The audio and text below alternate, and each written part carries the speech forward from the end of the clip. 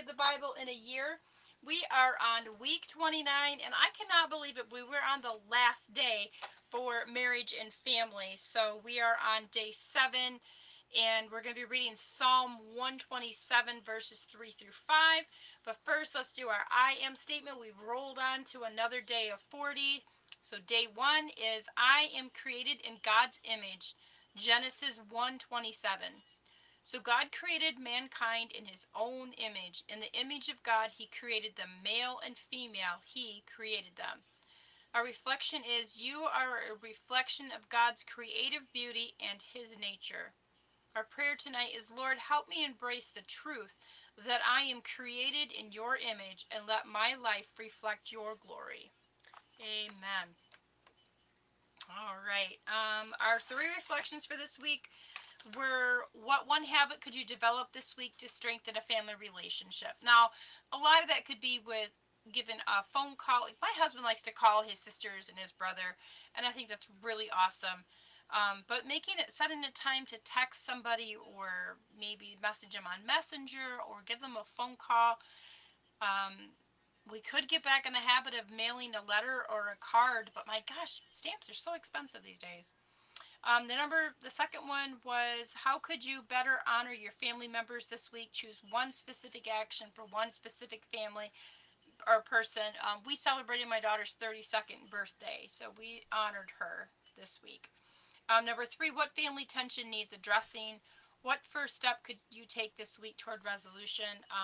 We don't really have any tensions in our family. I mean, it's just my husband and my 2 adult children who do not live here. I mean, if you call the tension between the 4 pets, Lola, our Pomchi, has been very rude to Lulu, and we're working on that. Oh, it's just so funny because Chihuahuas can be very um, possessive, and every once in a while that part of her comes out and drives us batty. It's like, stop being so mean to your sisters. But she just doesn't want anybody else to be in our laps when she's already in our laps. And if somebody else is in her lap, she doesn't want them to be there, so she just bullies her way. She's such a naughty girl sometimes, but she's got a sweetness to her at the same time and a playful side. Definitely makes me laugh on a daily basis. All right, Psalm 127 verses 3 through 5. You know what? It's only this big of psalm, so we're just going to read the whole psalm. Psalm 127 in the NIV says, unless the Lord builds the house, the builders labor in vain. Unless the Lord watches over the city, the guards stand watch in vain. In vain you rise early and stay up late, toiling for food to eat, for he grants sleep to those he loves. Children are a heritage from the Lord, offspring a reward from him. Like arrows in the hands of a warrior are children born in one's youth. Blessed is the man whose quiver is full of them. They will not be put to shame when they contend with their opponents in court.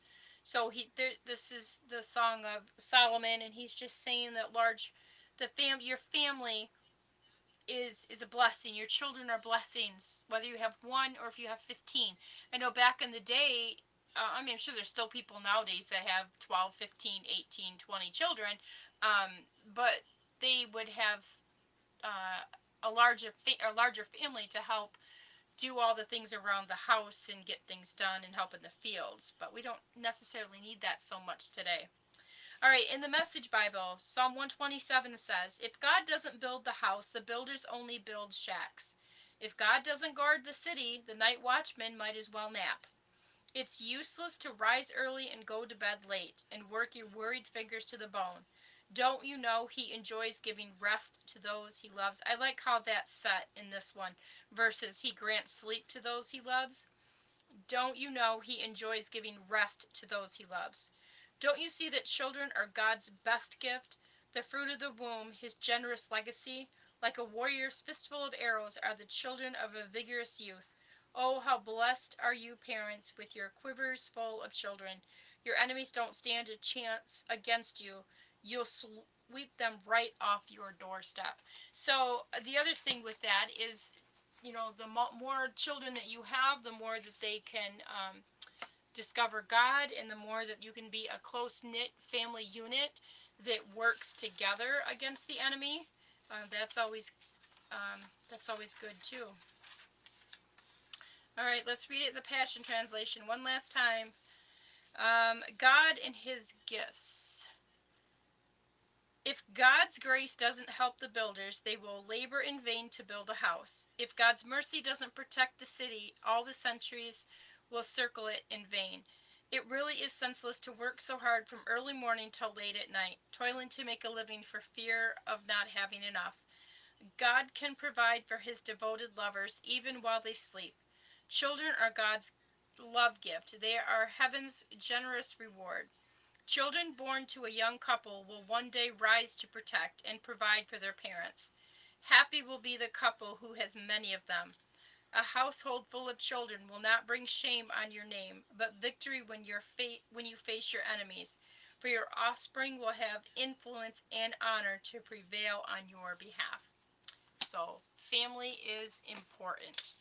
All right, so going back to the synopsis for marriage and family. Marriage and family are God's design for human relationships, reflecting Christ's relationship with his church.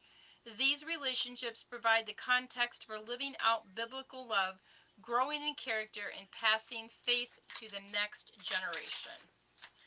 All right, our next chapter that we're going to be starting tomorrow will be, so this can go up there, we're on leadership. So we'll be reading 1 Timothy 3, 1 through 7. I hope you can join me for our next episode of the Bible study in a year. We're starting a whole new section tomorrow. Super excited for that.